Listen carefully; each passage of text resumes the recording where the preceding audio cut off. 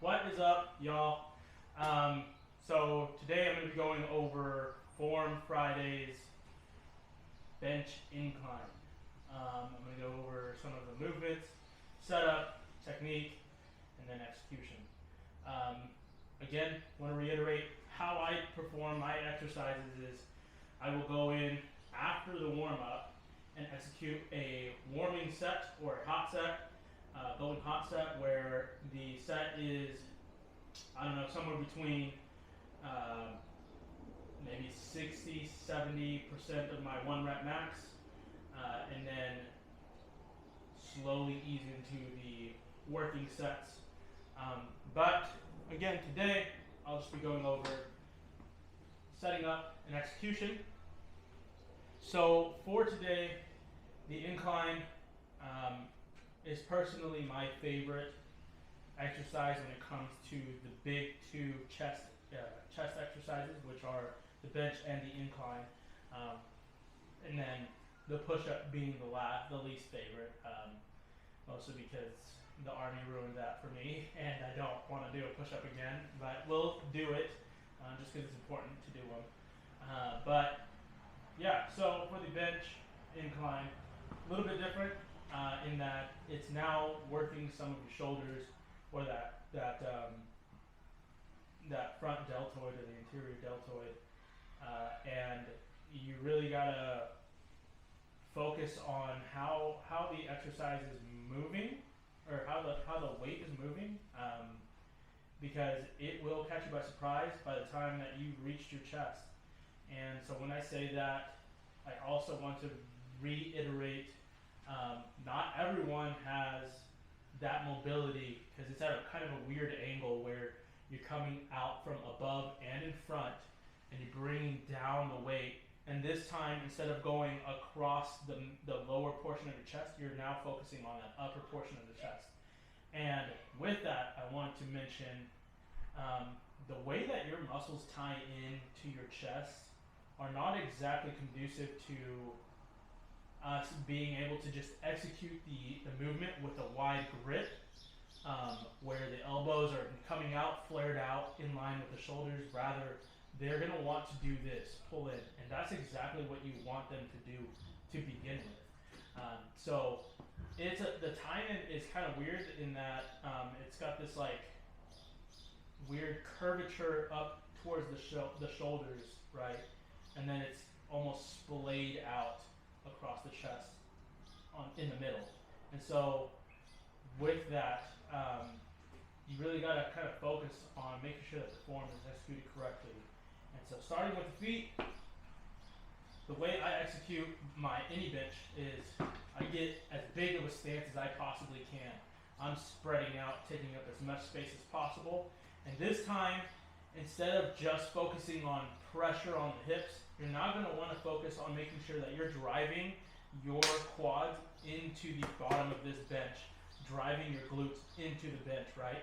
But at the same time, you want to make sure that you're driving you're squeezing your glutes, because that's part of that core process of making sure that your core is locked in. So the next portion of the setup is squeezing your glutes.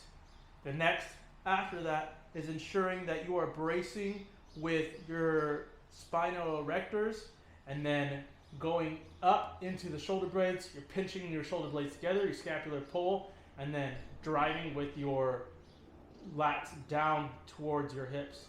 Now you're locked into this kind of a weird position where your chest is up and out and your stomach, your torso is up and out.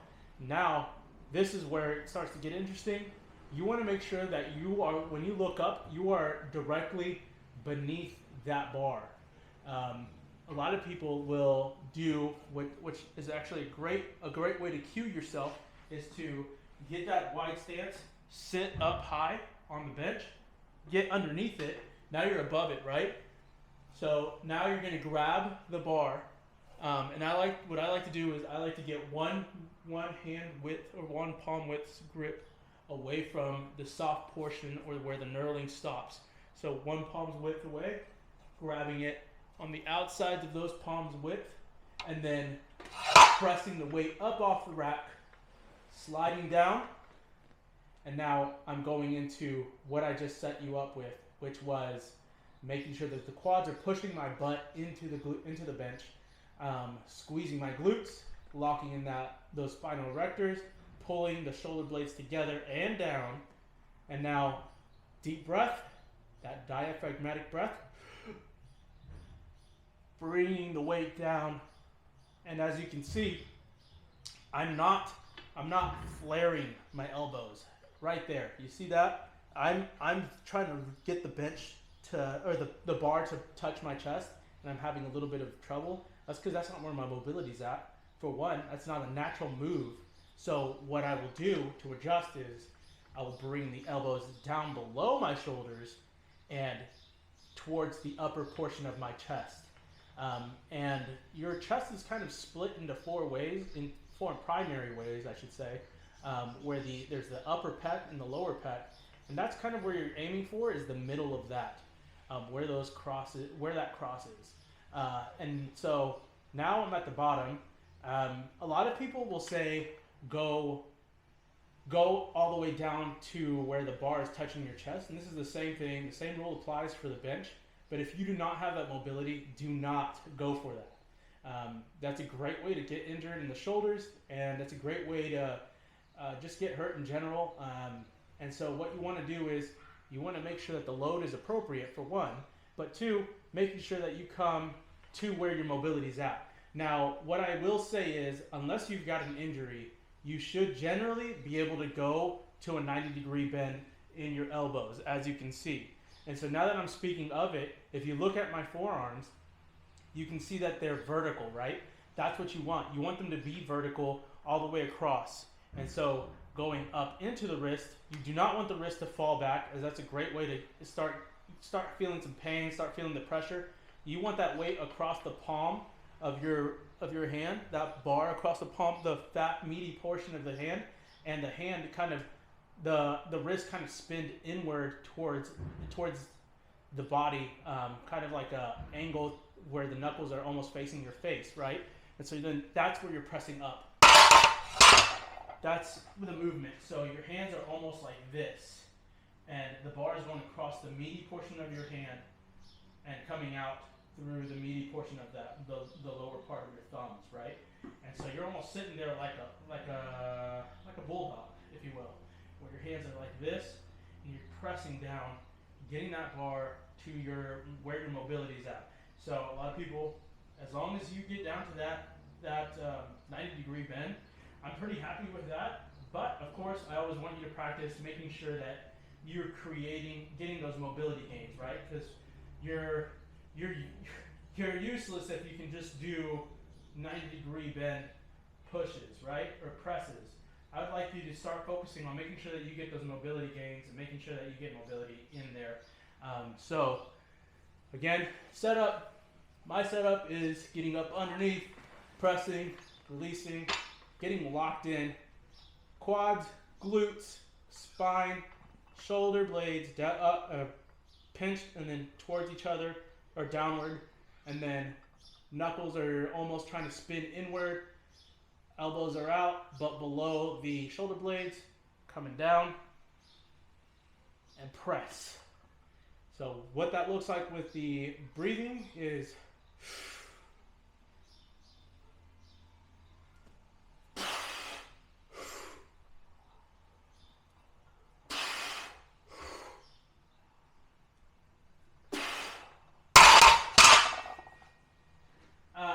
one last thing I want to mention.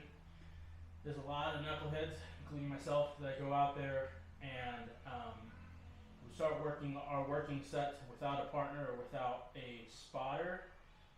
Definitely don't recommend that. But sometimes you can't help it. There's no one around. You've got to go do your exercise, right? So just make sure that you are executing the workout with appropriate weight. You're not ego lifting. You're not forcing it up. And then a great way to know that you are about to fail is any deviation from form. So any deviation from form whatsoever. So a good one, a big one that we see on the incline is someone driving their hips up off the bench and then getting the weight up there. That is the first. I mean, I wouldn't say it's the first, but it's definitely one of the first cues, if not a big cue, where maybe you should sit back and think about whether or not you're ego lifting, whether or not you're about to get injured, or your body's giving you a warning sign. For the dumbbell, it's almost exactly the same. I know that people have issues with one specific portion, and that is actually getting dumbbells up there, because we live in a world where they're like dumbbell spotter arms are a new concept. So that means that you get the dumbbells up from above you like a bar. So one way to avoid getting around that is throwing the dumbbells up there while using the motion. What I do for me is I'll get up, I'll kind of sit at the edge, and then I will stand up just a little bit, like an inch away from the seat, sit back, use that momentum, and throw the dumbbells up, and then press. And this is where I'll start getting set up. Get the same setup as everything else: shoulders, elbows, hips, and quads, and then pressing down and in. The difference here is that your wrists are now rotating outward or away from you, and you're now pressing, and this is the best way to do it.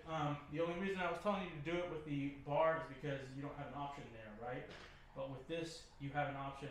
Get those dumbbells slightly angled, so that you are able to get the most out of your incline press with the dumbbells.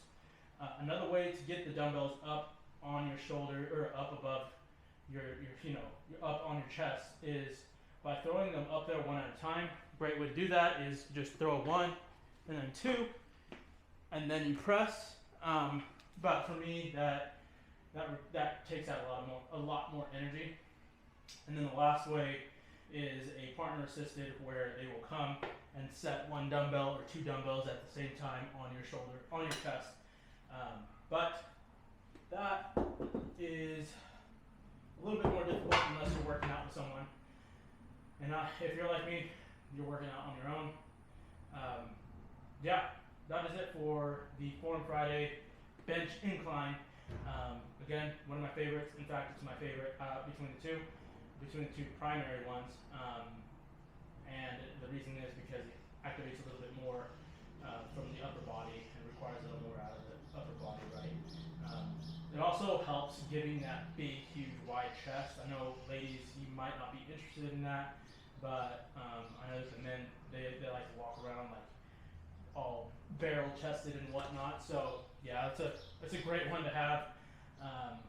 Yeah, so if you don't have any questions, if you do, drop them in my comment section, like, subscribe if you like the video, and then I will see you on Monday for Mobility Monday. Yeah, have a good one. Bye.